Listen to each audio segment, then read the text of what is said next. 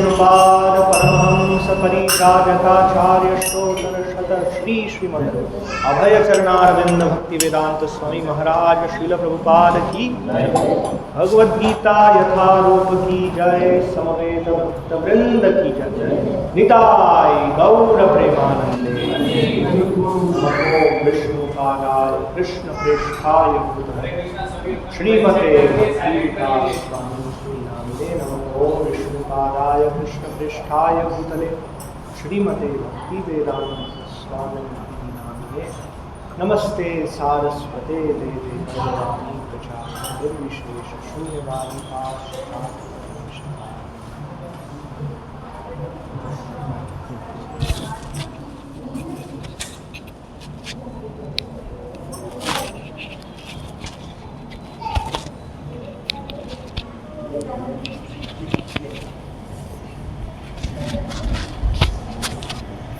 ओम नमो भगवते वासुदेवाय।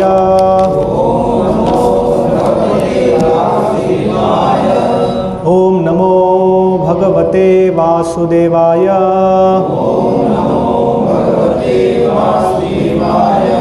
ओम नमो भगवते वासुदेवाय।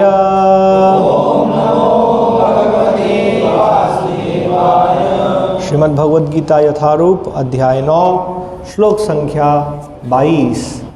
अनन्याः चिन्तयन्तः मां ये जनाः पर्युपासते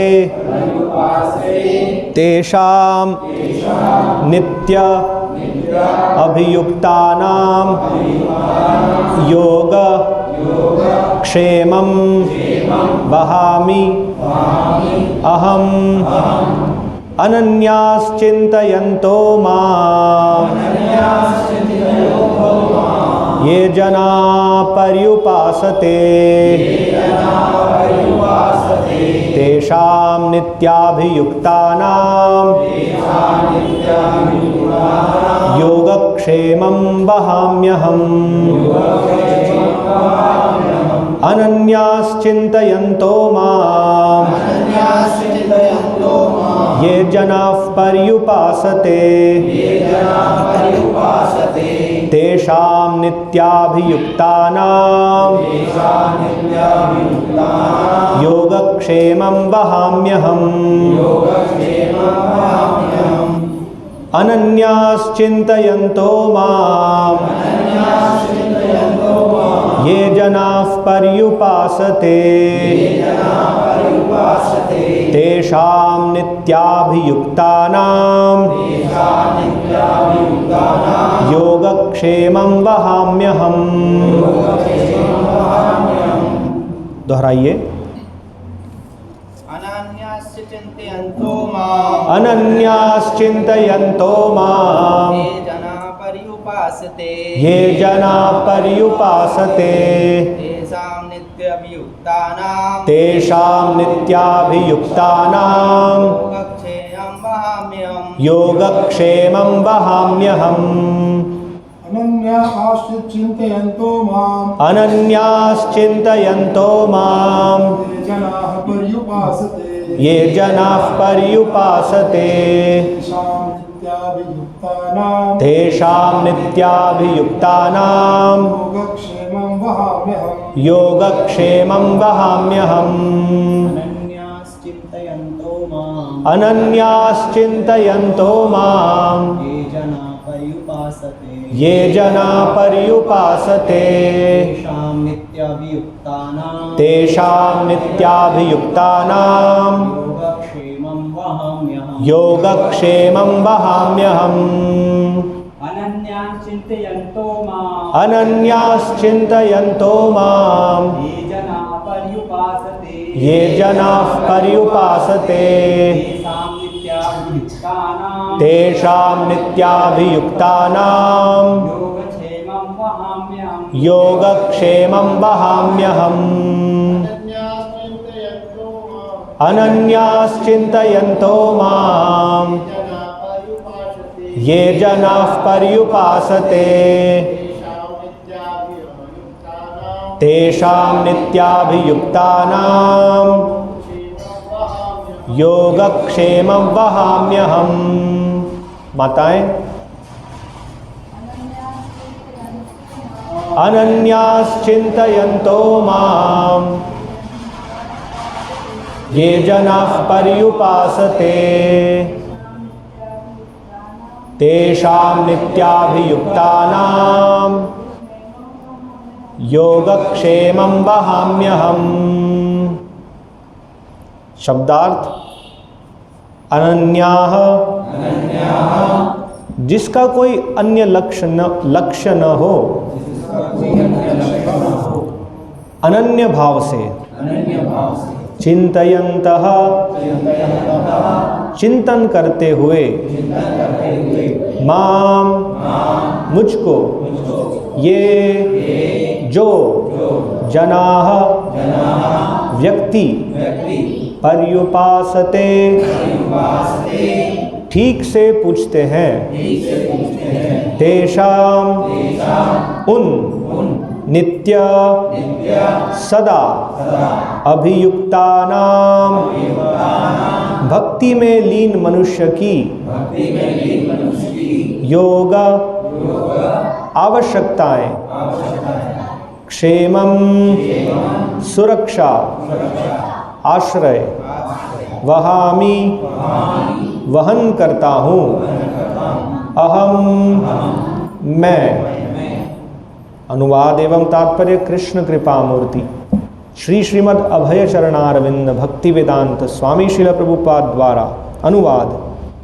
किंतु जो लोग अनन्य भाव से मेरे दिव्य स्वरूप का ध्यान करते हुए निरंतर मेरी पूजा करते हैं, उनकी जो आवश्यकताएं हैं उन्हें मैं पूरा करता हूँ और जो कुछ उनके पास है उसकी रक्षा करता हूँ।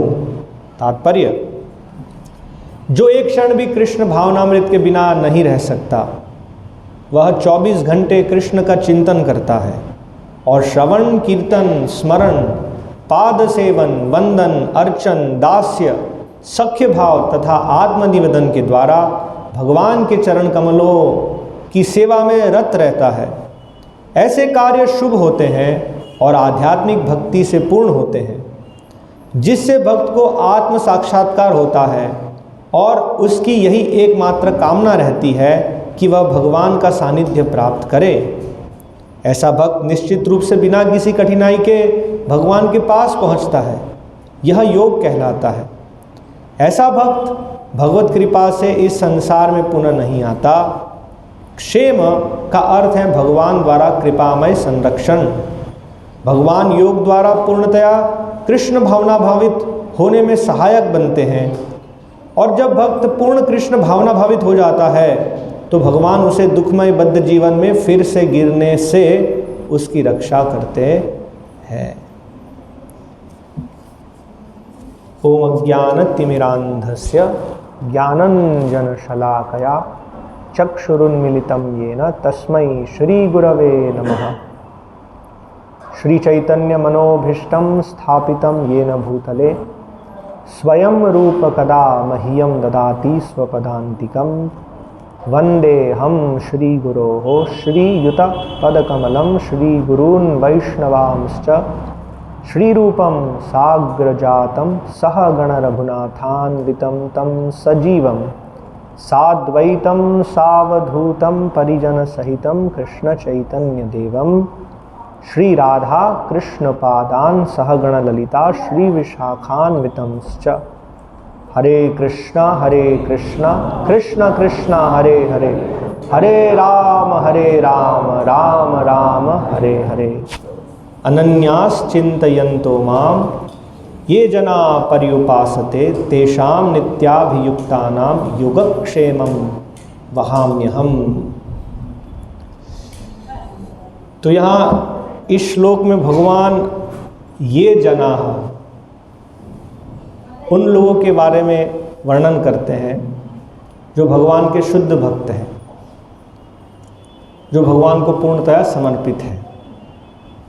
इसके पूर्व श्लोकों में भगवान ने उन लोगों का वर्णन किया जो वेद के अनुगामी हैं, किंतु उनका उद्देश्य कुछ भौतिक लाभ प्राप्त करना है। भगवान ने उनको यहाँ वर्णन किया त्रैविद्या त्रैविद्यामां सोमपा पूतपापा यज्ञेर इष्ट्वा स्वर्गतिम प्रार्थयन्ते ते पुण्यम असाध्यम सुरेंद्रलोकम अश्नन्ति दिव्यान दिविदेव भोगान। तो यहाँ पूर्व में भगवान ने ऐसे लोगों का वर्णन किया जो तीनों वेदों के ज्ञाता है बाह्य रूप से, क्योंकि वास्तव में वैदिक शास्त्रों का अर्थ है कृष्ण को समझना। वेदेश्च सर्वे अहमेव वेद्यः। वैदिक शास्त्रों का उद्देश्य है भगवान कृष्ण को जानना ना। तो भगवान ही परम गंतव्य है, भगवान ही गति है। इस अध्याय में भगवान ने कहा गतिर भर्ता प्रभु साक्षी। तो वे तीनों वेद के ज्ञाता है बाह्य रूप से, लेकिन वास्तव में वैदिक शास्त्रों का जो उद्देश्य है, जो सार है, वो नहीं जानते। वैदिक शास्त्रों का जो अंतिम सार है, इसीलिए उसे कहते हैं वेदांत।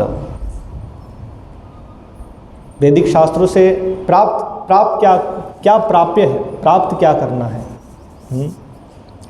इसलिए श्रीपाद रामानुजाचार्य अपनी टीका में कहते हैं कि वे त्रैविद्या तीन वेदों की विद्याओं को जानते हैं, लेकिन वो त्रयंत को नहीं जानते। तीनों वेदों का जो चरम लक्ष्य है, इसलिए भगवान है त्रयी तीनों वेदों से प्राप्य। इसलिए इस भगवद गीता में भगवान ने कहा त्रैगुण्य विषया वेदा निस्त्रैगुण्यो भवार्जुना सर्वधर्मान परित्याज्य मामेकम शरणं व्रज। तो जो वास्तविक वेदों के ज्ञाता है वो भली भांति जानते हैं कि वैदिक ज्ञान का उद्देश्य है वैदिक ज्ञान के स्रोत भगवान श्री कृष्ण को जानना। भगवद गीता में भगवान कहते हैं वेदेश्च सर्वेर अहमेव वेद्यः वेदांत कृत वेदविद एव चाह। मैं वैदिक शास्त्रों की उत्पत्ति मुझसे हुई है, व्यासदेव के रूप में मैं ही उसकी रचना करता हूँ, शास्त्रों को जानने वाला ही मैं हूँ। इसलिए वैदिक ज्ञान सर्वप्रथम भगवान ब्रह्मा जी के हृदय में सृष्टि के उत्पत्ति के समय प्रदान करते हैं। तेने ब्रह्म हृदा आदि कवि उनके हृदय में कृष्णा बैठे हैं और भगवान उनको ज्ञान प्रदान करते हैं, और भगवान इसी प्रकार से सभी जीवों को भी ज्ञान प्रदान करते हैं। सर्वस्य चाहम हृदि सन्निविष्टः मत स्मृतिर्ज्ञानम अपोहनम च। ये ज्ञान मेरे द्वारा ही दिया जाता है और मेरे द्वारा ही अपोहनम विस्मृति भी है, क्योंकि वैसी जीवात्मा की इच्छा है। तो भगवान पूर्व में ऐसे लोगों का वर्णन किए जो तीनों वेदों के ज्ञाता है ऐसा कहते हैं, इसीलिए पूर्व में भगवान ने उनको कह दिया वेदवाद रता। वो कहते हैं कि हम वेदों से आसक्त हैं, लेकिन वो वेदों से आसक्त नहीं है, उनकी आसक्ति कहीं और है। वैदिक ज्ञान तो उनके लिए एक माध्यम है उस आसक्ति को प्राप्त करना, है ना। या इमाम पुष्पितम वाचम प्रवदन्त्य अविपश्चितः, जो नहीं देखते या जो ज्ञान में नहीं है ना, तो उनके बारे में भगवान क्या कहते हैं, याम इमाम पुष्पितम वाचम। वो शास्त्र को पढ़ते हैं लेकिन शास्त्रों के वास्तविक लक्ष्य को ना समझकर शास्त्र से जो कुछ भी भौतिक लाभ होने वाला है, पुष्पितम वाचम, फूल उसके पीछे उनकी आसक्ति है ना। बड़े आसक्त हैं उन चीज़ों से, और वो प्राप्ति के लिए वैदिक शास्त्रों का आश्रय लेते हैं। कम से कम वैदिक शास्त्रों का आश्रय लेकर, क्योंकि वो भगवान की वाणी है और वास्तव में शास्त्रों का उद्देश्य है कैसे हम भगवान को समर्पित हो, इसलिए वो क्रम में प्रगति कर रहे हैं कृष्ण की ओर पहुंचने के लिए। सीधा रास्ता नहीं है ये। भौतिक चीजों के लिए शास्त्रों का अनुगमन करना, कर्मकांड, लेकिन ये विधि है उन लोगों के लिए जो आसक्त है। इसलिए पूर्व में भगवान ने कहा कि मम वर्तमानु वर्तन्ते मनुष्या पार्थ सर्वशः। मनुष्य पार्थ सर्वशः, सभी लोग कौन से मार्ग का अनुगमन करते हैं? मम वर्तमान, वो मार्ग जो अंततोगत्वा मेरे पास आना है। लेकिन वो सीधा मार्ग नहीं है, वो बहुत घूमकर भगवान के पास जाने का मार्ग है। और इस अध्याय में भगवान परम गुह्य ज्ञान प्रदान कर रहे हैं कि सीधा मार्ग, भगवान के पास जाने का स्पष्ट मार्ग क्या है। और अभी आज जो हम जिस श्लोक की चर्चा कर रहे हैं, भगवान उन लोगों का वर्णन कर रहे हैं जो इस सीधे मार्ग पर बड़ी दृढ़ता से आगे चल रहे हैं, भगवान के शुद्ध भक्तों का वर्णन करते हैं। तो पूर्व में भगवान ने वर्णन किया कि ऐसे लोग, वे शास्त्र का अध्ययन करते हैं, यज्ञ करते हैं, यज्ञ से उत्पन्न सोम रस का आस्वादन करते हैं। सोमपा पूत पापा, पूत पापा अर्थात अपने सभी पाप कार्यों से, वो पाप कार्यों के कर्म फलों से वो मुक्त होते हैं। और इस प्रकार से जो पाप कार्य के जो फल हैं, जो बाधा है उनके उच्चतर लोक में जाने के लिए, वो बाधाएं हट जाती हैं। इसलिए वो क्या करते हैं? वो प्राप्त करते हैं। ते पुण्यम असाध्यम सुरेंद्र लोकम, वो देवताओं के लोकों को प्राप्त करते हैं जहाँ पर चिरकाल के लिए वहाँ रहते हैं और उनकी जो भी भौतिक अभिलाषा है वो वहाँ पर पूर्ण होती है। सुंदर शरीर है और अन्य बहुत सारे भौतिक ऐश्वर्य हैं जो देवताओं के लोक में लंबे समय के लिए वो प्राप्त करते हैं। किंतु उसको प्राप्त करने के बाद लंबे समय तो रह पाते हैं, लेकिन नित्य समय के लिए वहाँ नहीं रह पाते हैं। तो भगवान कहते हैं उनकी गति क्या होगी? तेतम भुंक्त्वा स्वर्गलोकम विशालम, स्वर्गलोक को प्राप्त करके वहाँ लंबे समय तक रहते हैं। भुंक्त्वा, वहाँ भौतिक जो उनकी आकांक्षा है उस प्रकार से वह भौतिक भोग करते हैं। दिविदेव भोगान, जो यहाँ पर उपलब्ध नहीं है, वहाँ का जो मानदंड है यहाँ के लिए कल्पनीय भी नहीं है। किंतु अंततोगत्वा गति क्या होती है? क्षिणे पुण्य मर्त्य लोकम विशंति,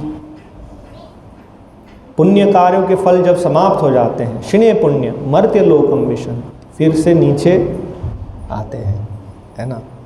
और फिर एवं त्रय धर्म अनुप्रपन्ना गतागतम काम कामा लभन्ते, फिर से आने के बाद जैसे त्रय विद्या से वो ऊपर गए, इसी प्रकार से त्रय धर्मम अनुप्रपन्ना, इस प्रकार से पुनः उस धर्म को पालन करते हैं, पुण्य कार्य करते हैं, फिर से देवताओं के लोक में जाते हैं। फिर से क्षीणे पुण्य, जब पुण्य क्षीण हो जाते हैं तो फिर से यहाँ पर आते हैं, फिर से जाते हैं, फिर से आते हैं। गतागतम, गतागतम, up down, up down, up down. और जब गलती होती है तो डाउन डाउन डाउन डाउन और डाउन, और फिर वहाँ से ऊपर आने के लिए बहुत बहुत कठिनाई। श्रीमद् भागवतम में हम देखते हैं नृग महाराज, दिग महाराज, उनका बड़ा दान देने का स्वभाव था नृग महाराज का, लेकिन उन्होंने गलती कर दी, एक गाय 2 जगह दान दे दी। और उन्होंने कहा कि इस एक गाय की जगह एक गाय के बदले में 1 लाख और गाय दान देता हूँ। लेकिन जो ब्राह्मण को उन्होंने दिया था वो सहमत नहीं थे, तो उसके कारण वो फिर छिपकली बन गए। तो वास्तव में ये पाप पुण्य का जो मार्ग है वो हमें ऐसा लगता है कि इससे हमारा लाभ होगा, लेकिन वास्तव में नित्य लाभ तो है नहीं, और अगर कुछ गलती हुई तो हमारा बड़ा नुकसान है इसमें। इसलिए चैतन्य महाप्रभु समझाते हैं कि इस भौतिक जगत में, इस जगत को द्वैत जगत कहा गया है।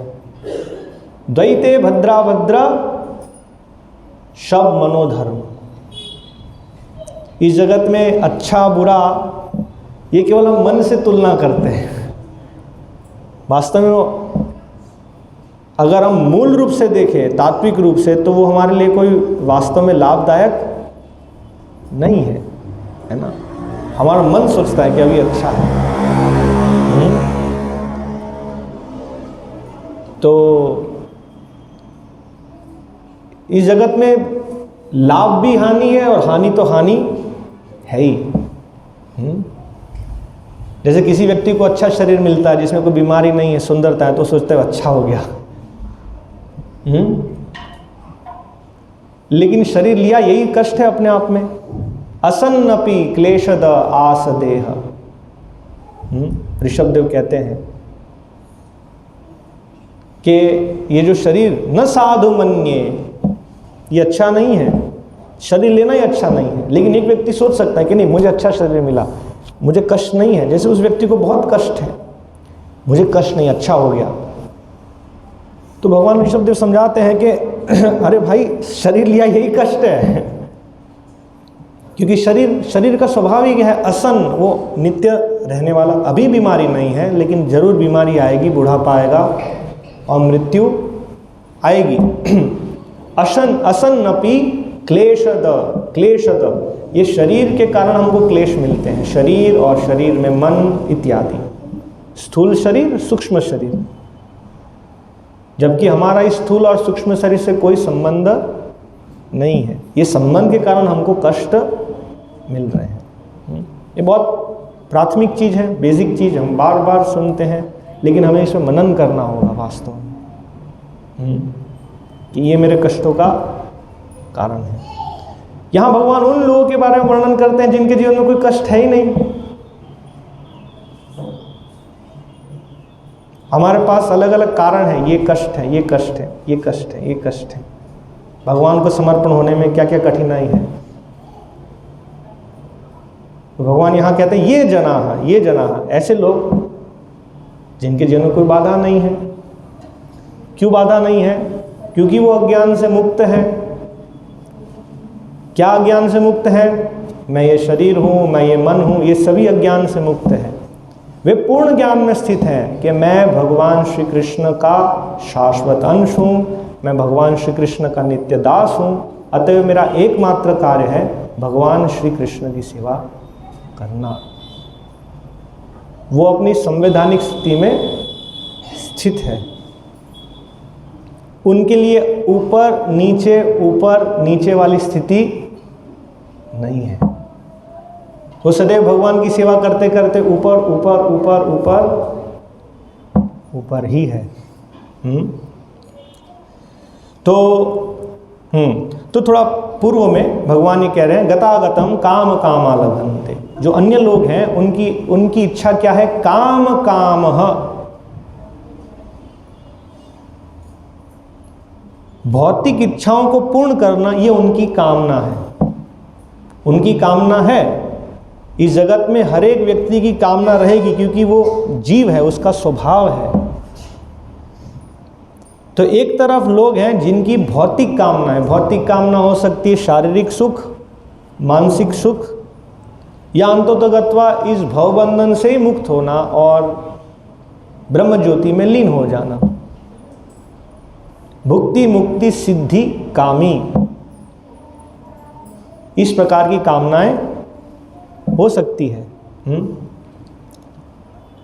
तो दूसरी ओर जो भगवान के भक्त हैं उनकी ये कोई कामना नहीं है। उनकी एकमात्र कामना है भगवान की प्रीति के लिए कार्य करना, भगवान की प्रसन्नता के लिए कार्य करना। इसलिए अमरीश महाराज ये कहते हैं ना कि सवै मन कृष्ण पदारविंदयो हो, कि सब सर्वप्रथम मैंने अपने मन को भगवान श्री कृष्ण के चरणों की सेवा में अर्पण किया। मुकुंद लिंगालय दर्शनेदृशौ, आँख से भगवान के सुंदर दिव्य विग्रह का दर्शन करना, भगवान के स्वरूप का दर्शन करना, है ना। पैर भगवान के धाम जाने के लिए, करौ हरेर मंदिर मर्जनादिषु, हाथ से भगवान के मंदिर का मार्जन करना। इस प्रकार से मैंने अपनी एक एक अंग को, एक एक इंद्रियों को भगवान श्री कृष्ण की सेवा में लगाया। तो वे अंत में कहते हैं कामम तु दास्य न तु काम काम्यय। काम, जो भगवान के ऐसे शुद्ध भक्त हैं उनकी काम, उनकी अभिलाषा क्या है? कामम तु दास्य, एकमात्र अभिलाषा है कि मैं भगवान का दास बन सकूं। कैसा दास बन सकूं? जैसा भगवान चाहते हैं। ऐसा दास नहीं कि जो मैंने सोचा है मैं ऐसा दास बनूंगा है ना, ऐसा दास नहीं।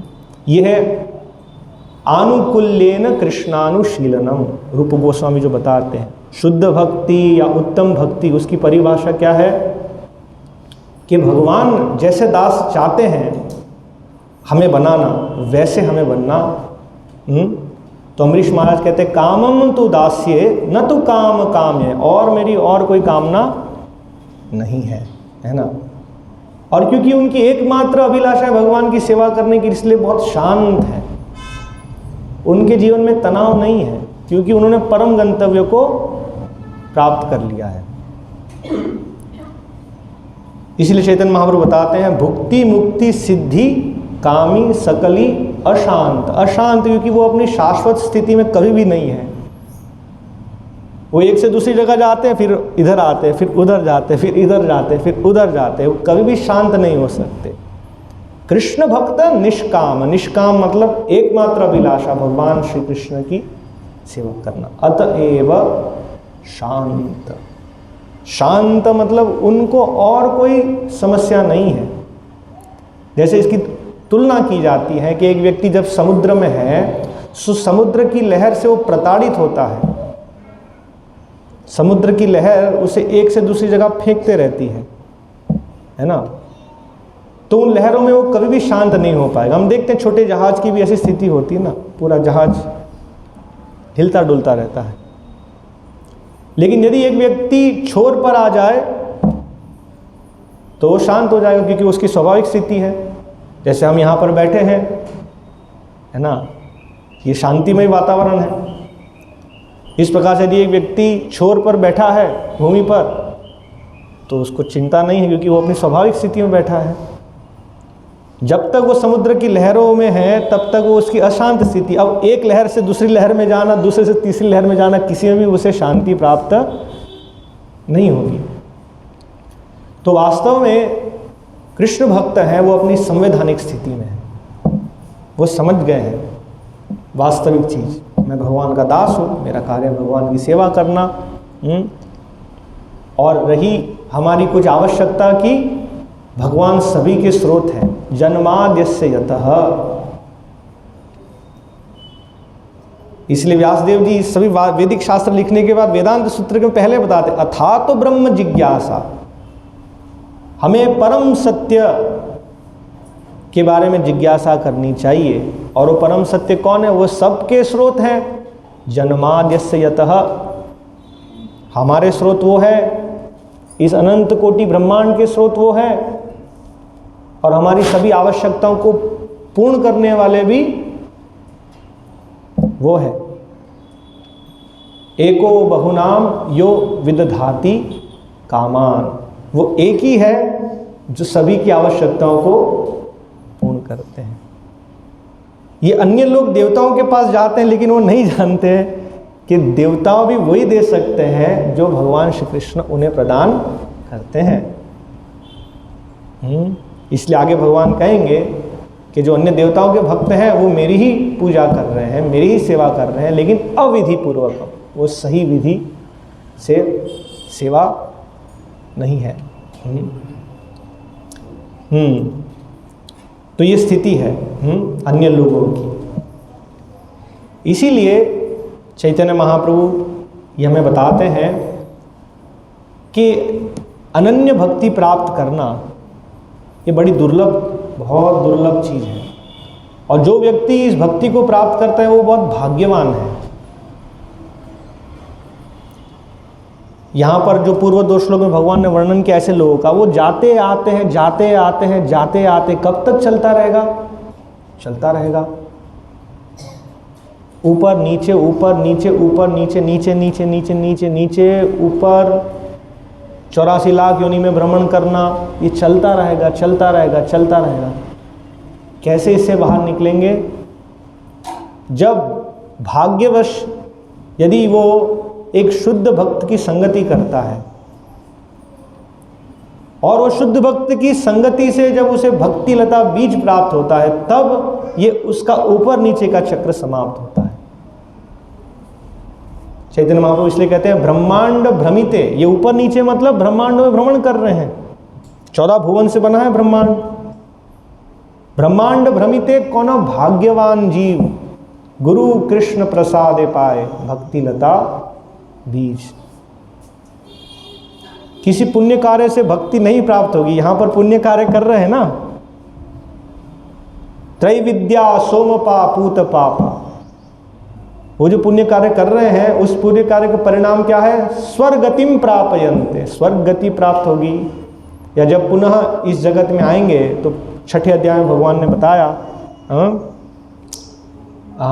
शुचिनाम श्रीमताम गेहे, एक पवित्र परिवार में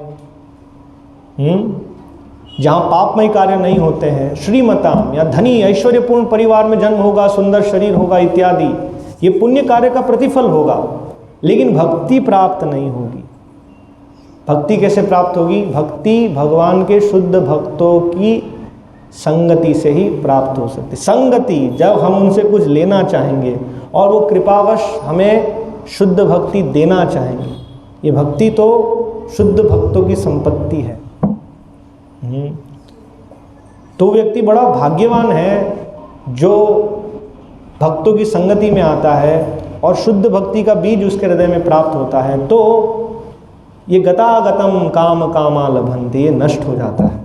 गतागतम, जाना आना तो नष्ट हो जाता है, काम कामा लभन्ते, ये बहुत महत्वपूर्ण बिंदु है कि यदि किसी ने शुद्ध भक्ति को प्राप्त किया है या शुद्ध भक्ति में प्रगति कर रहा है, उसका बिंदु क्या होगा कि भौतिक अभिलाषा का बीज उसके हृदय से समाप्त हो जाएगा।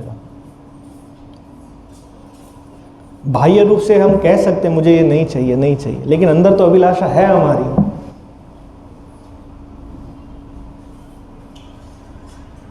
भक्ति बीज जो है, भक्ति लता बीज, वो बीज प्राप्त करने से भौतिक अभिलाषा जल के समाप्त हो जाएगी। जैसे उदाहरण दिया जाता है, कोई बीज है, यदि हम उसको तेल में तल लेते हैं या उसको जला देते हैं तो फिर वो बीज कारगर नहीं रहते हैं।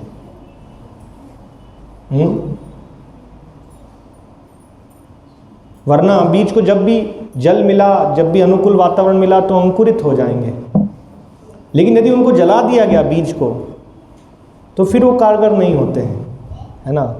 भक्ति लता बीज, भक्ति वास्तव में वैसी है कि हमारी जो भौतिक अभिलाषा है वो समाप्त हो जाती है और एक अभिलाषा जो वास्तविक अभिलाषा है, भगवान श्री कृष्ण की सेवा करना, कामम तु दास्य, ये एक अभिलाषा हमारी रहती है।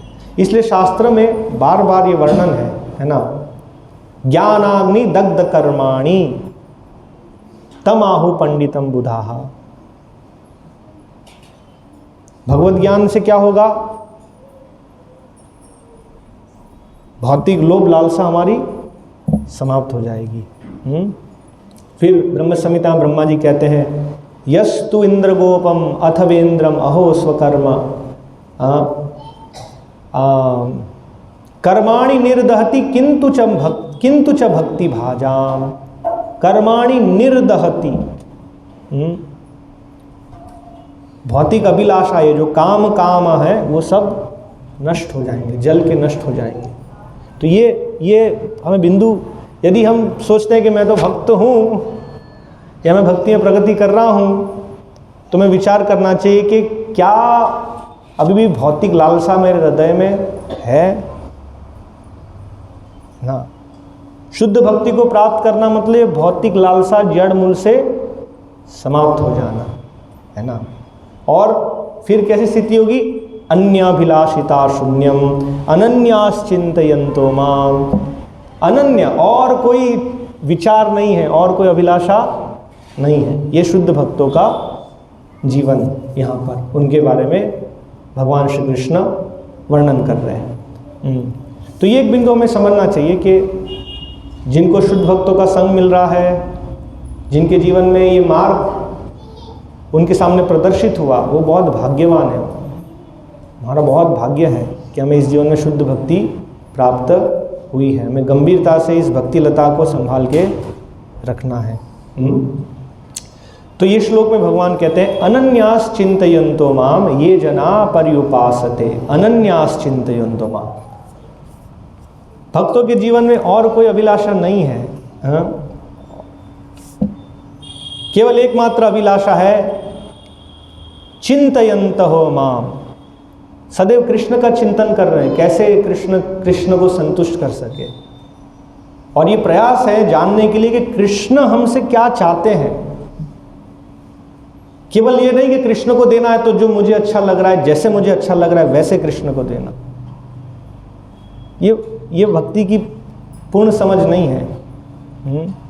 भक्ति की वास्तविक समझ है कृष्ण मुझसे क्या चाहते हैं। यही कर्मयोग और भक्ति में अंतर है। ये एक व्यक्ति जब कर्म से आसक्त है और वो कृष्ण को अर्पण करना चाहते हैं,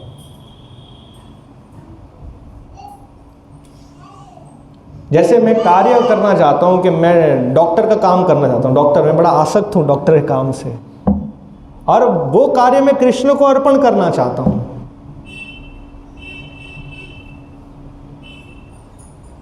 मैं उससे कुछ ज़्यादा पैसा नहीं ले रहा हूं या मैं धन ले ही नहीं रहा हूं, है ना। तो वो कर्मयोग या निष्काम कर्म इस स्थिति में रहेगा, क्योंकि कार्य तो मैं वही कर रहा हूं जो मुझे करना है, और उसका फल मैं भगवान श्री कृष्ण को अर्पण कर रहा हूं। लेकिन भक्ति का अर्थ है ये जानना कि कृष्ण मुझसे क्या चाहते हैं,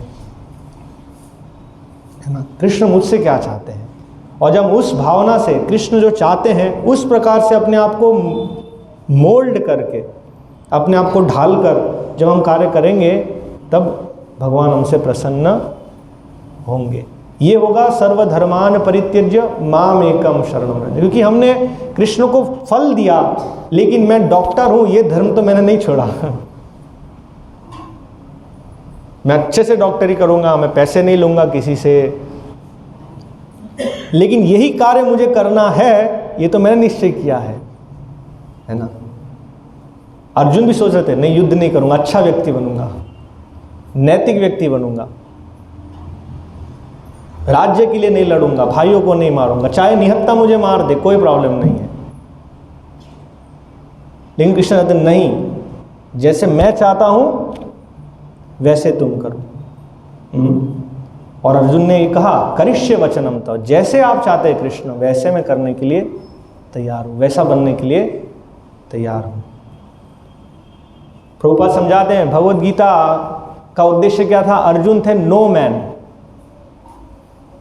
और भगवान ने उनको बदल दिया यस मैन। पहले वो ना कर रहे थे, और अर्जुन फिर यस, जैसे आप कहें कृष्ण वैसे मैं करने के लिए तैयार हूं। तो अनन्य चिंतन, शुद्ध भक्तों का जो जीवन है वो इस प्रकार से कृष्ण के लिए, कृष्ण की प्रसन्नता के लिए कैसे कार्य करना। श्रील प्रभुपाद समझाते हैं यहाँ तात्पर्य में कि भगवान का चिंतन कैसे होता है। विविध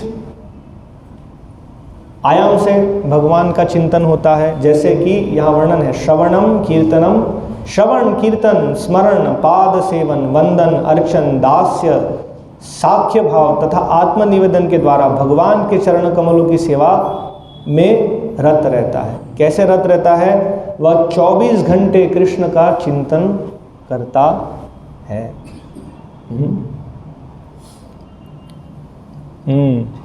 तो कृष्ण से चाहते हैं, कृष्ण इसलिए उपमा देकर हमें बता रहे हैं कि ये ऊपर नीचे जाते हैं, और ये जना जो मेरी सेवा कर रहे हैं। कैसे सेवा कर रहे हैं?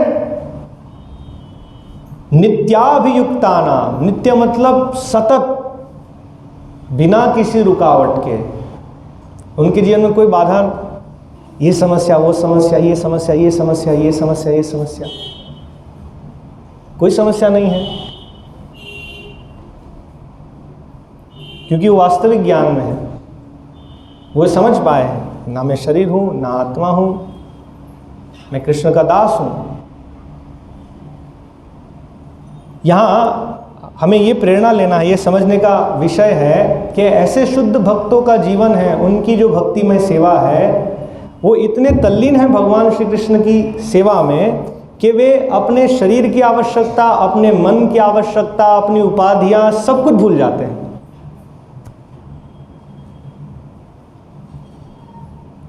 क्योंकि वो वास्तव में इस स्तर पर है, वो अपने आप को शरीर नहीं सोचते हैं, वो अपने आप को मन नहीं सोचते हैं, किसी उपाधि से उनका कोई संबंध नहीं है। और उनका बहुत घनिष्ठ संबंध है भगवान श्री कृष्ण की सेवा से। जैसे हम देखते हैं उदाहरण, श्रील प्रभुपाद समझाते हैं कि इस जगत में यदि शुद्ध भक्तों का संबंध भगवान के साथ अगर हम तुलना करें तो एक माँ और उसके पुत्र का, तो माँ के जीवन में बहुत सारी समस्या होती है, उनको बुखार भी होता है, कई बार कमर में दर्द होता है, घुटने में दर्द होता है, बहुत सारी चीज़ें, सिर दर्द होता है।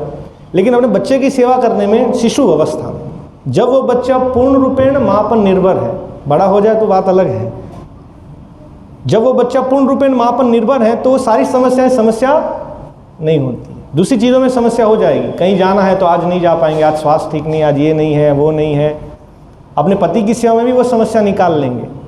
लेकिन जब वो जानते हैं कि पूर्ण रूपेण मुझ पर निर्भर है,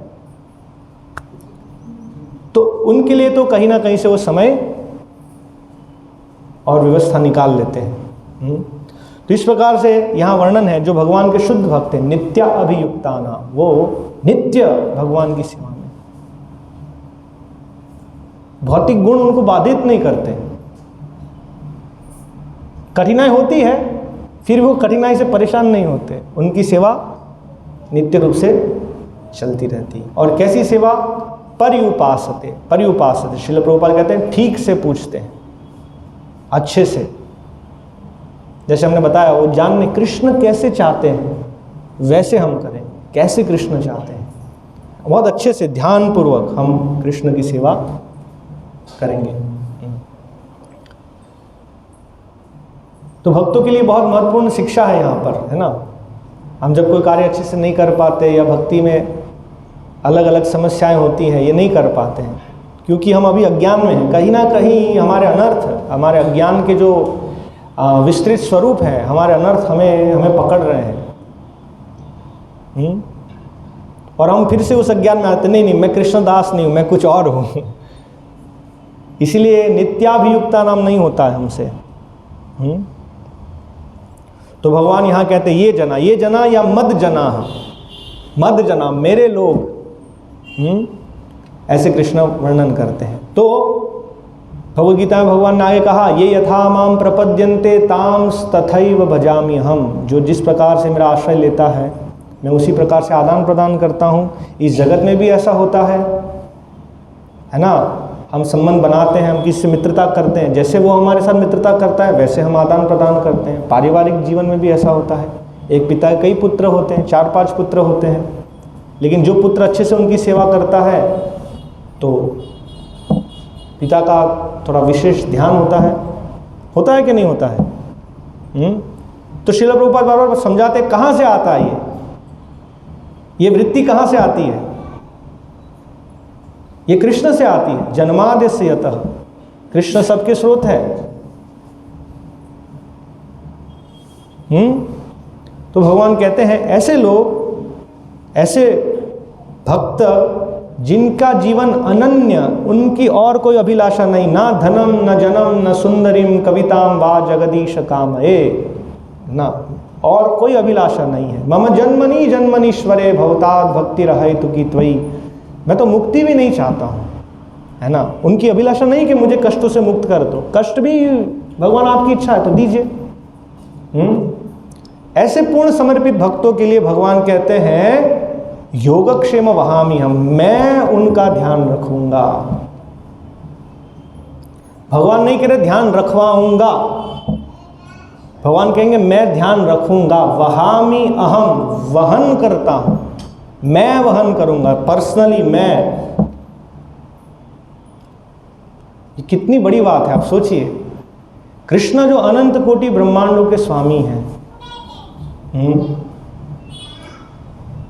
ब्रह्मा जी वर्णन करते हैं कि यस्य निश्वसित कालम अथावलंब्य जीवंती लोम विलजा जगदंडनाथः विष्णुर्महान स इह यस्य कला विशेषो गोविंदम आदि पुरुषम तमहम भजामि।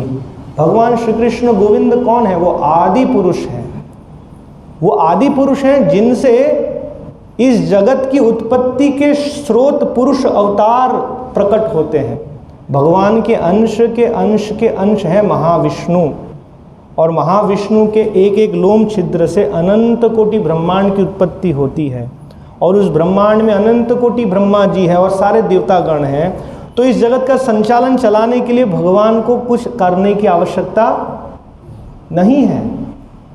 इस जगत में सभी की इच्छाएं, अनंत कोटि ब्रह्मांड है, अनंत कोटि ब्रह्मांड में अनंत अनंत अनंत कोटि जीव है। कृष्ण को उनकी आवश्यकता के लिए देखने की आवश्यकता नहीं है। कैसे उनकी आवश्यकता पूर्ण होती है?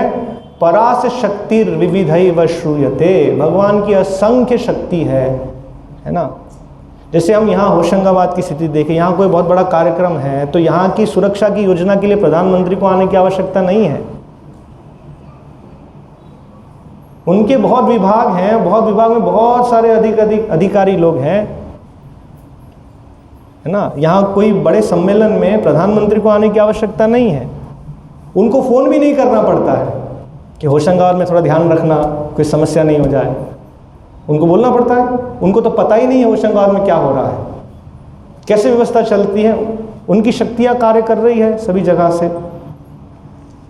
तो जब एक देश के प्रधानमंत्री इतनी बड़ी बड़ी चीज़ें कर रहे हैं तो अनंत कोटि ब्रह्मांड के नायक भगवान श्री कृष्ण की शक्ति का क्या कहना। तो शास्त्र इसलिए कहते हैं स्वाभाविकी बल क्रियाच, भगवान की शक्तियाँ भगवान की इच्छा की पूर्ति के लिए अपने आप कार्य कर रही। भगवान को इच्छा करने की भी आवश्यकता नहीं है ना।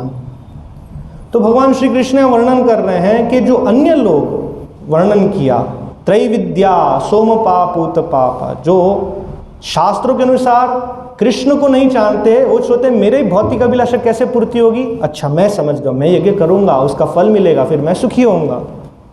तो वो अपना व्यवस्था बनाते रहते हैं। तो भगवान कहते हैं उनकी व्यवस्था जो बना रहे हैं, मैंने नियम बनाए हुए हैं, उनकी व्यवस्था के अनुसार उनको मिलेगा, खत्म होगा, नीचे जाएंगे ऊपर जाएंगे, नीचे जाएंगे ऊपर जाएंगे, नीचे जाएंगे। दूसरी ओर ऐसे भक्त हैं जो अपने बारे में लेश मात्र भी नहीं सोचते। वो नहीं विचार करते मैं मुक्त हो जाऊंगा, पता नहीं कृष्ण भक्ति करूंगा तो शायद मुक्ति मिले नहीं मिले। तो पहले तो व्यवस्था कर लीजिए। जैसे कई बार ऐसा होगा, हम प्रसाद वितरण कर रहे हैं तो सेवा है, यस भगवान का भक्त तो सेवा करनी अच्छी बात है, लेकिन हम देखते हैं अच्छा प्रसाद कितना, 70-80 लोग का बनाते हैं, आज 150 लोग आ गए। तो मन में तो अच्छा आज तो प्रसाद ही नहीं मिलेगा, तो कुछ व्यवस्था करना पड़ेगा पहले,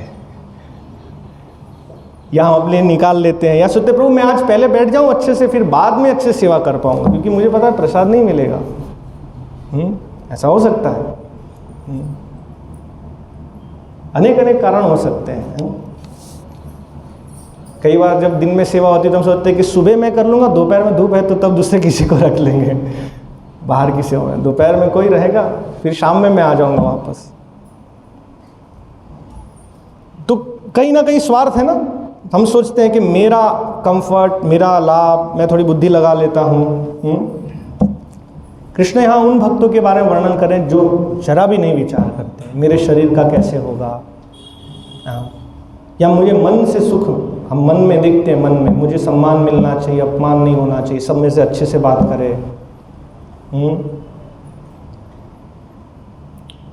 शांतिमय हो, सब शांत हो वातावरण। हनुमान जी ऐसा नहीं सोचे। हनुमान जी को भगवान कार्य दिए थे, जाओ आप सीता जी को खोज के लाओ, लेकिन हनुमान जी कहते हैं खोज लिया, अब शांति से वापस आ जाओ। सीता जी को खोज लिया, अभी क्यों झंझट लेना। लेकिन हनुमान जी कौन है? अनन्यास चिंतयन्तो माम, सदैव चिंतन कर रहे हैं भगवान राम की सेवा कैसे की जाए। किंकरः, भगवान का सेवक है। किंकरः, किम करः, क्या करूं कृष्ण आपके लिए, क्या करूं। ये नहीं ये हो गया, ये कर दिया कर दिया कर, और क्या करूं मैं आपके लिए, और मैं क्या, क्योंकि यही मेरा स्वभाव है, यही मेरा संवैधानिक स्थिति है, मैं आपका नित्य दास हूं, है ना, यही मेरा जीवन है। तो हनुमान जी विचार कर रहे हैं कि भगवान राम, अभी मैं वापस जाऊंगा तो भगवान राम और क्या पूछेंगे मुझसे। सीता जी को खोज लिया, फिर भगवान क्या पूछेंगे। अभी उन्होंने पूछा नहीं है, लेकिन भगवान क्या पूछ सकते हैं। तो भगवान पूछेंगे कि लंका को देखा, वो तो नहीं देखा, तो अच्छा तो लंका को देखना पड़ेगा, लंका कैसी है। ओ रावण का बल कैसा है, वो भी तो नहीं देखा अभी तक कि रावण का बल कैसा है, रावण कैसा है। तो हनुमान जी सोचे ये सब करना पड़ेगा, इसलिए उन्होंने अशोक वाटिका नष्ट की कि देख लेते कितना बल है, आ जाइए सभी लोग जहाँ जहाँ से है, आपके जो भी अधिकारी गण हैं। तो सब लोग आए।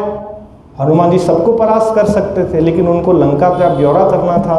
तो उन्होंने कहा ठीक है बंदी बना लीजिए, अभी चलेंगे लंका में, देखेंगे, क्योंकि भगवान राम को नक्शा भी तो देना है, कैसी लंका है, कहाँ पर क्या क्या है, कहाँ शस्त्र रखे हैं, कहाँ पर क्या है। और अंतोदगत्वा वो जानते थे कि रावण के हृदय में भय छोड़ के जाना है, कि यदि भगवान राम का एक सेवक लंका जला सकता है तो भगवान राम आएंगे तो क्या होगा।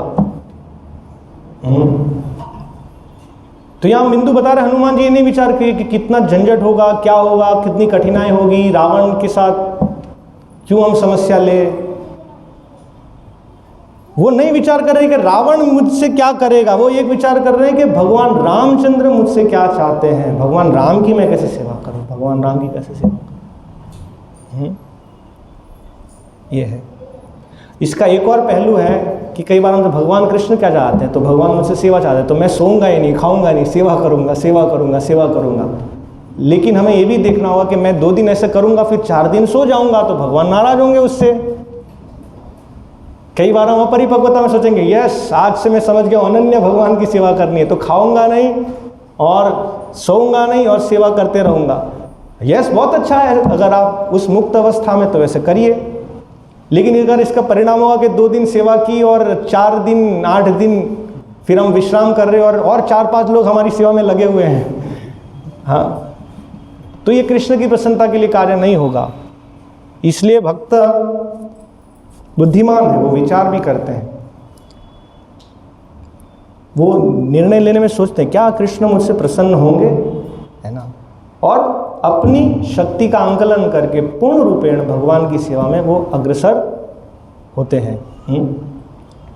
तो हम ये समझने का प्रयत्न कर रहे हैं कि भगवान सभी जीवों की आवश्यकता अपनी अनंत शक्तियों से पूर्ति करते हैं, भगवान को आने की आवश्यकता नहीं है। जैसे भगवान कहते हैं अन्नाद भवन्ति भूतानि, सभी जीवों को जीने के लिए क्या चाहिए, अन्न। अन्न मुख्य चीज है जो आज के लोग समझते नहीं हैं, उनको लगता है फैक्ट्री फैक्ट्री फैक्ट्री फैक्ट्री।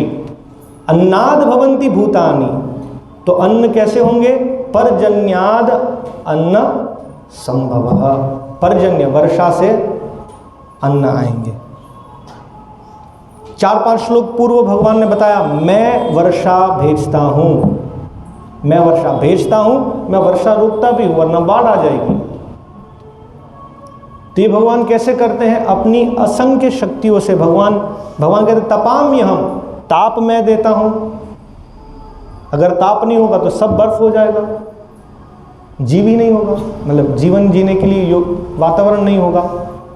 तो ये सब भगवान श्री कृष्ण भेज रहे हैं अपनी अनंत शक्तियों के माध्यम से।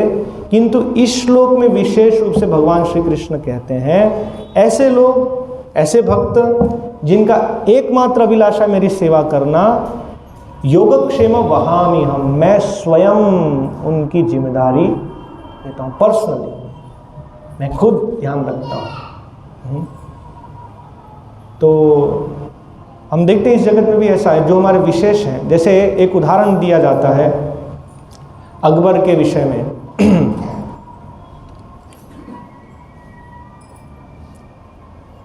अकबर और बीरबल उनके बीच में कई बार आदान प्रदान होता था। तो ऐसा एक प्रसंग, ऐसा वर्णन आता है कि एक बार अकबर ने प्रश्न किया बीरबल से कि क्यों भगवान स्वयं क्यों आते हैं इस जगत में। तो बीरबल ने कहा कि जब उचित समय होगा तो मैं आपके सामने प्रस्तुत करूंगा। तो एक दिन उन्होंने कहा कि आज हम नौका विहार के लिए जाते हैं और आप अपने पुत्र को भी साथ में ले लीजिएगा। तो राजा मतलब कभी अकेले नहीं होते, राजा मतलब अपने सिपाही, सेनापति इत्यादि उनके साथ चलते हैं, है ना। तो बीरबल थे, अकबर, उनके पुत्र और उनके सैनिक, सेनापति सब लोग थे। जब नाव नदी के बीच में पहुंची तो बीरबल ने अवसर देखकर उनके बेटे को धक्का लगा दिया, वो नदी में गिर पड़ा। और ये स्थिति देखने के बाद स्वयं अकबर ने छलांग लगा के उसको बचा लिया। तो हाँ, बीरबल समझाते हैं कि अपने पुत्र को बचाने के लिए आप किसी भी सिपाही को कहते हैं कि जाओ बचा के लेके आओ, सेनापति को बोलते जाओ, लेकिन वो प्रेम के वश आपने स्वयं विचार ही नहीं किया, आपने मन में विचार ही नहीं मैं किसी को कहूँ, आपने खुद छलांग लगाई और आपने अपने पुत्र को बचाया। तो इस प्रकार से भगवान श्री कृष्ण यहाँ कहते हैं वहाम्यहम्, ऐसे भक्तों का जिम्मेदारी योगक्षेम वहाम्यहम्।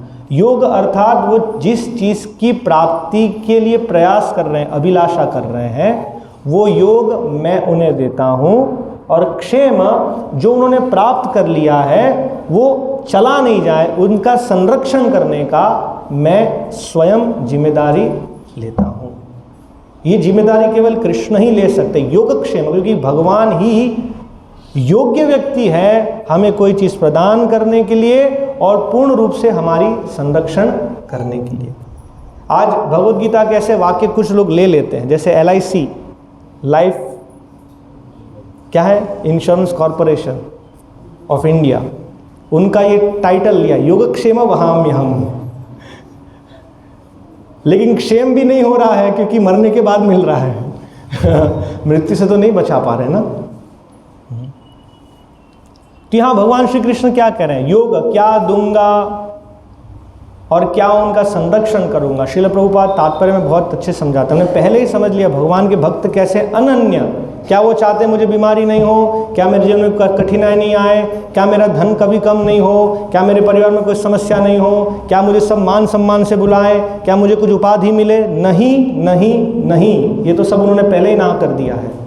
उनकी एकमात्र अभिलाषा है भगवान श्री कृष्ण की प्रसन्नता के लिए कार्य करूं, इसीलिए वो भगवान का सानिध्य चाहते हैं। वे चाहते हैं कि हम भगवान के साथ रहें। मद भावम, भगवद गीता में भगवान कहते हैं मद भावम, वो मेरे भाव को प्राप्त करना चाहते हैं, वो मेरा आश्रय चाहते हैं, मेरे भक्तों की संगति करना चाहते हैं। मद चित्त मद गतः प्राण बोधयंत परस्परम कथयंतश्च माम नित्यम तुष्यन्ति च रमन्ति च। ऐसे भक्तों की क्या अभिलाषा है, कृष्ण का सानिध्य करना, कृष्ण के भक्तों के साथ उनकी सेवा करना। तो भगवान कहते हैं ये मैं उनको दूंगा, जो ये शुद्ध भक्ति चाहते हैं कि सदैव वो भक्तिमय जीवन में रहें, वो मैं उन्हें प्रदान करूंगा। कोई भी भौतिक चीज उनकी भक्ति को बाधित नहीं करेंगे।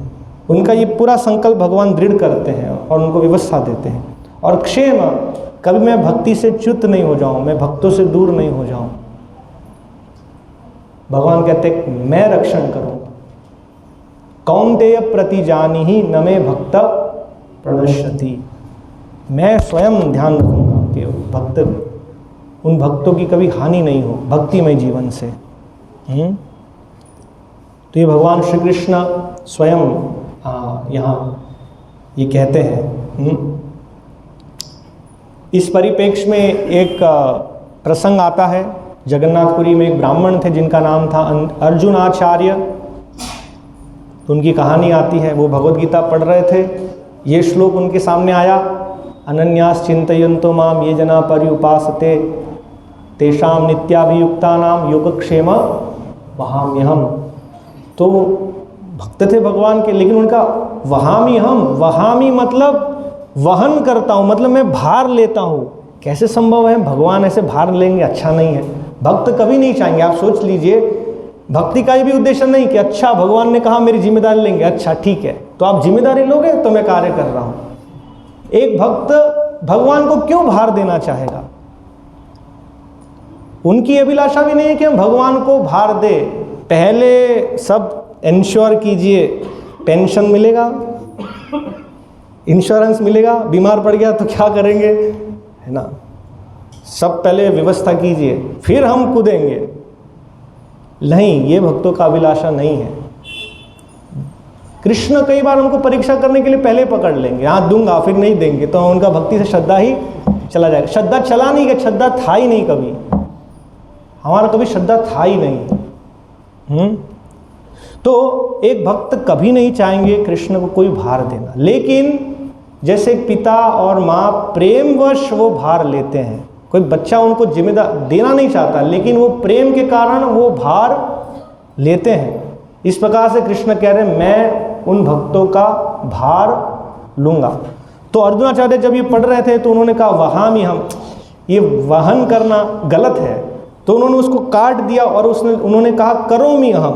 भगवान कहते हैं मैं करता हूँ, युगक्षेम करोमि अहम, मैं उसकी व्यवस्था करूँगा। भगवान क्यों भार लेंगे? और इसी प्रकार से वो चले गए अपने दैनिक कार्य के लिए। एक ब्राह्मण का कार्य है पठन पाठन यजन याजन दान प्रतिग्रह भिक्षाटन के लिए, क्योंकि वो सदैव तो आध्यात्मिक ज्ञान का प्रसार करने में लगे हैं। इसीलिए शास्त्रों के अनुसार उनको अपने जीवन यापन के लिए जरूरी नहीं है अन्य लोगों की तरह परिश्रम करना, और उनकी आवश्यकता भी न्यूनतम है। एक छोटी कुटी में रहते हैं, कुछ मिल गया तो भिक्षाटन के लिए गए, और कई बार ऐसा होता कुछ नहीं मिलता था तो वो चले गए। और फिर उनके घर में दो बालक आते हैं बड़े सुंदर। उनकी पत्नी जब द्वार खोलते हैं तो वो बड़ी उतावल में शीघ्र में कि ये हम अनाज लेकर आए हैं बहुत सारा आपके लिए, आप जल्दी जल्दी ले लीजिए, और अभी अर्जुन आचार्य आएंगे, हमें देख लेंगे तो हमको मारेंगे पीटेंगे। तो उनकी पत्नी बड़े आश्चर्य में कि ऐसा तो कभी नहीं होता है ना। तो उनमें से एक बालक ने अपने पीठ पे बताया कि देखो कुछ घाव जैसा लगा है। तो बड़े दुखी हुए कि ऐसा अर्जुन आचार्य ने आज ऐसा क्यों किया। तो उन्होंने जो भी दान था वो स्वीकार किया, और वो विचार कर रहे थे अभी क्या करें, अर्जुन आचार्य उनको कुछ बताना पड़ेगा। तो उन्होंने क्या भोजन बनाया उससे, और जब अर्जुनाचार्य आए तो उसको खाने लगे। तो अर्जुनाचार्य बोल रहे कि ये सब सामग्री कहाँ से आई, और एक पत्नी का कर्तव्य है पति के बाद खाना, तुम तो पहले ही खा रहे हो, ये सब क्या हो गया। तो उन्होंने बताया कि आप दो बालक आए थे ये सामग्री लेकर, और आपका व्यवहार उनके प्रति बड़ा क्रूर था, आपसे बड़ा डर रहे थे वो। एक बालक ने तो अपने पीठ पे भी कुछ घाव बताया, तो इसलिए हमने भी वो नियम छोड़ दिया आज आपके लिए, आज हम पहले ही बना के खा रहे हैं, आपका व्यवहार ऐसा है। तो अर्जुनाचार्य फिर उनसे पूछते हैं कि कैसे बालक थे, कैसा उनका रूप कैसा था। तो जब उन्होंने वर्णन किया कि एक श्याम वर्ण के थे, एक बड़े सुंदर श्वेत, तो अर्जुनाचार्य तुरंत समझ गए कि ये कृष्ण और बलराम स्वयं आए हैं भिक्षा देने के लिए। और क्योंकि मेरा भगवान के इस वक्तव्य पर विश्वास नहीं था कि कैसे कृष्ण स्वयं अपने भक्तों की आवश्यकता पूर्ण करते हैं, भगवान स्वयं आए उसको प्रमाण देने के लिए। और जो मैंने इन शब्दों को काटा था वहामी हम, मैंने उसको कर दिया था करोमि हम। इस तरह से भगवान के पीठ पर ये जो घाव भगवान बता रहे हैं कि आपने मेरी वाणी को काटा। तो इस तरह से हम देखते हैं कि भगवान स्वयं आते हैं। प्रहलाद महाराज के जीवन में भी हम देखते हैं हिरण्यकशिपु को मारने के लिए भगवान के पास बहुत सारी व्यवस्था है, बहुत सारी बीमारी है, बहुत सारे कमांडोज हैं, भगवान किसी को भेज सकते हैं, लेकिन भगवान स्वयं आए। क्यों? क्योंकि प्रहलाद महाराज का जो समर्पण था, प्रहलाद महाराज के शब्दों को स्थापित करने के लिए। जब प्रहलाद महाराज ने हिरण्यकशिपु ने पूछा क्या भगवान इस खंबे में है, तो प्रहलाद महाराज ने कहा है, तो निकालो तुम्हारे भगवान को। तो भगवान ने कहा अभी मैं निकलता हूँ है ना। भगवान तो बहुत बड़े प्लेन में आ सकते हैं, सब रेड कारपेट में आ सकते हैं, लेकिन उन्होंने क्योंकि प्रहलाद महाराज के शब्द थे, उस शब्दों को स्थापित करने के लिए भगवान खंबे में से वहाँ पर प्रकट हुए। तो भगवान यहाँ कह रहे हैं योगक्षेम वहामी हम, उन भक्तों के लिए मैं स्वयं जिम्मेदारी लेता हूँ। ये भगवान की बड़ी अनुकंपा है। तो उन भक्तों को अपनी आवश्यकता के लिए, उनकी मुक्ति के लिए कोई अलग से प्रयत्न करने की आवश्यकता नहीं है। ये सब गौण है, भक्ति के गौण अंग है।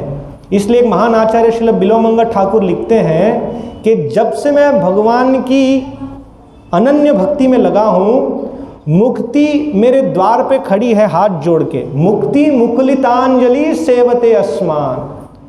मुक्ति जिनको प्राप्त करने के लिए बड़े बड़े योगी जन हजारों वर्षों से तपस्या कर रहे हैं कि मुक्ति मिल जाए, मुक्ति मिल जाए।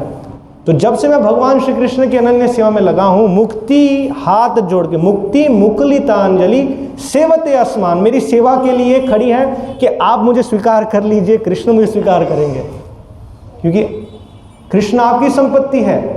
यदि आप मुझे स्वीकार करेंगे तो मुझे कृष्ण की सेवा मिलेगी। तो ये परम गुह्य ज्ञान 9वें अध्याय में भगवान श्री कृष्ण बता रहे हैं। भक्ति जो है, शुद्ध भक्ति, ये परम गुह्य ज्ञान है ना। और ये बहुत दुर्लभ है। हमें समझना चाहिए कि हम पे बहुत बड़ी कृपा हुई है, इसलिए हम इस भक्ति लता बीज को अच्छे से संभाल के रखें। श्रील प्रभुपाद रूप गोस्वामी की शिक्षा वर्णन करते हुए लिखते हैं, शुद्ध भक्ति एक रत्न के समान है, और एक रत्न को चोरी करने के लिए बहुत सारे डाकू, चोर, लुटेरे आते हैं।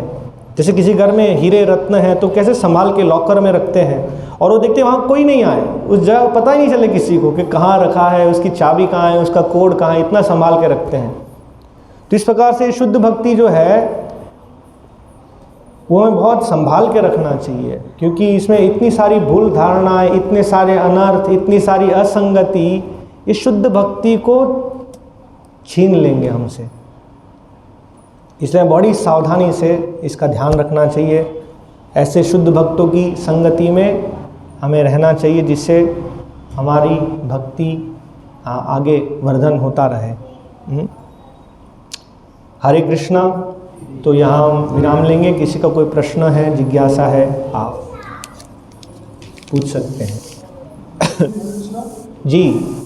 आपने लेक्चर में बोला था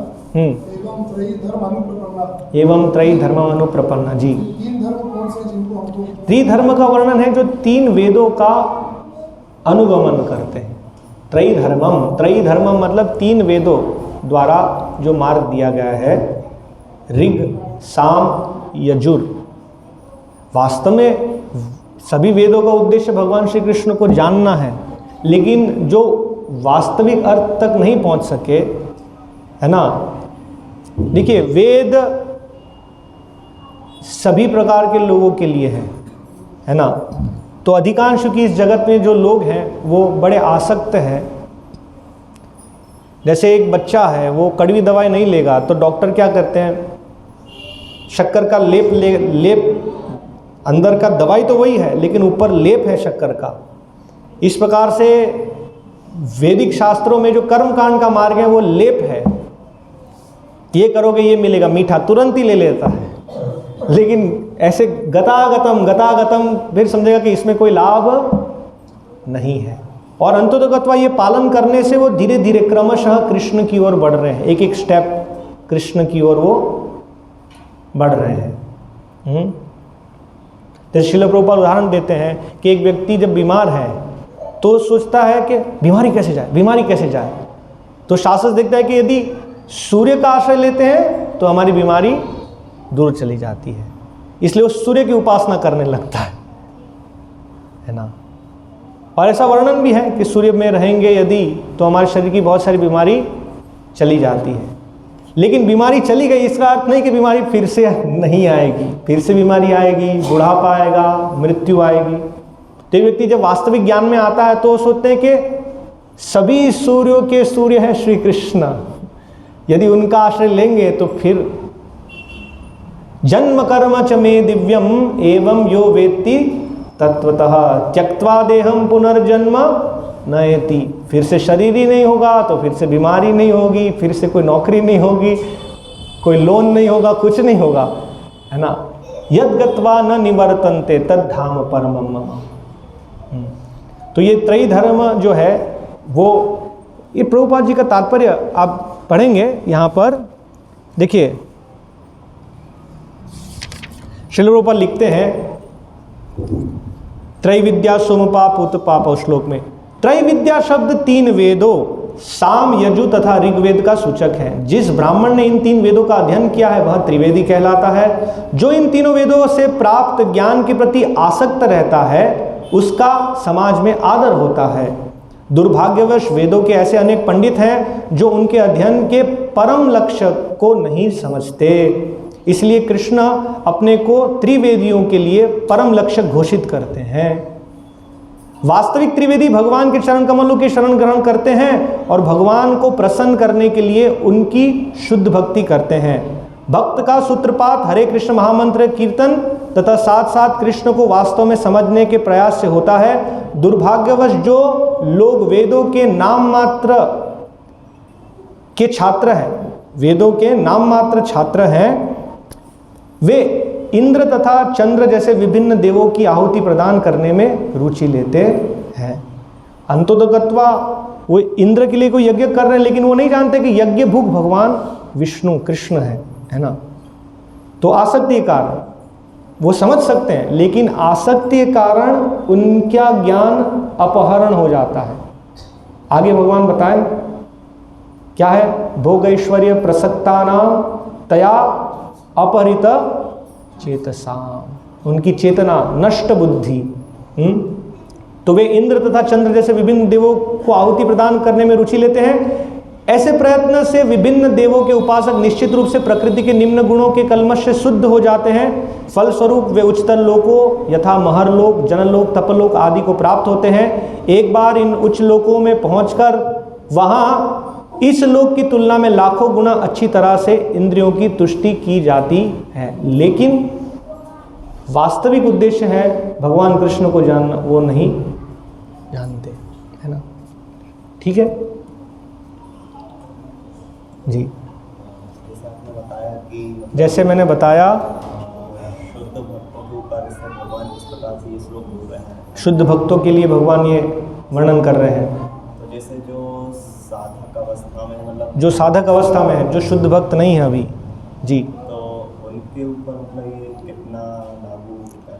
उनके ऊपर ये कितना लागू होता है? हमारी अभिलाषा ऐसा बनना, हमारी अभिलाषा है ऐसे लोगों की संगति करना, उनके कदमों का अनुसरण करना। हम ऐसे अभी है नहीं, लेकिन हम ऐसा बनने की अभिलाषा रखते हैं, है ना। इसलिए जितना हम उनको अनुगमन करेंगे उतनी बूंद हमें मिलेगी और कुछ कुछ हमारे जीवन में ऐसा दिखेगा, है ना। भले पूर्ण रूप से नहीं हो, लेकिन हम देखेंगे कुछ झलक, है ना। जैसे कुछ बूंद हम आस्वादन कर पाएंगे कि हाँ, आज मैंने अपने बारे में कुछ नहीं सोचा और आज मैंने कृष्ण की सेवा की। फिर उसी मात्रा में कृष्ण आदान प्रदान करते हैं और इस प्रकार से ये भक्ति में हम दृढ़ होते होते होते होते होते होते होते हम उस अवस्था तक पहुंच सकते हैं। और कृष्ण बताते हैं हम पहुंच सकते हैं।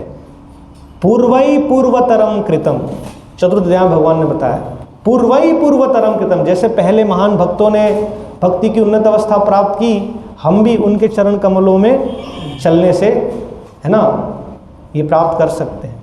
भगवान क्या कहते हैं कि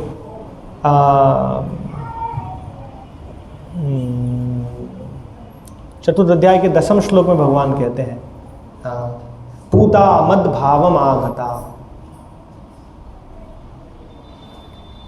हम उनके मार्ग पे चलेंगे तो पूता, हम भी ऐसे पवित्र होंगे। मद भावम, भगवान के भाव को जैसे इन शुद्ध भक्तों ने प्राप्त किया है, आगता, वो भी इस प्रकार से उस भाव को। प्रभुपाद उदाहरण देते हैं, बहुत प्रसिद्ध उदाहरण, कि अग्नि है और लोहा है।